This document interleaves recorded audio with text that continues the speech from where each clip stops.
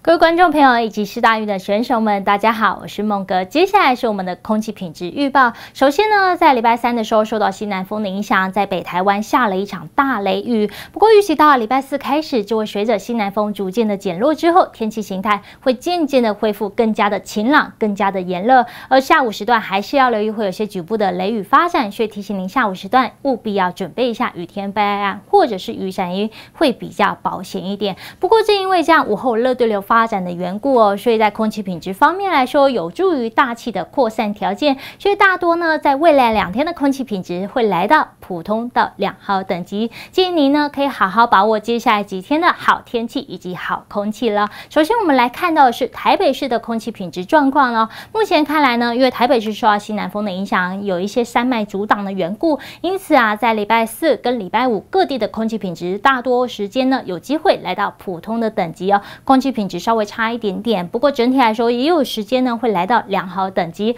而刚好呢，我们在8月3号，也就是礼拜四的时候，在我们台北市有举办一个竞赛活动，也就是韵律体操。不过目前看来，它对我们的这个空气品质状况来说影响并不大，建议大家呢可以好好的把握。但是提醒你，接下来几天会渐渐的进入到夏天的天气，一定要记得多补充水分，小心中暑了。而越往南走呢，到新北市以及桃园市，还有到新竹市来说的话，因为都受到西南风的影响，再加上午后雷雨下雨的缘故，所以大多呢在礼拜四跟礼拜五空气品质状况几乎都来到良好，都是非常清晰的等级哦。也建议大家呢可以真的好好把握这一段时间的好空气了。以上资料提供给大家做参考，我们下次再见喽。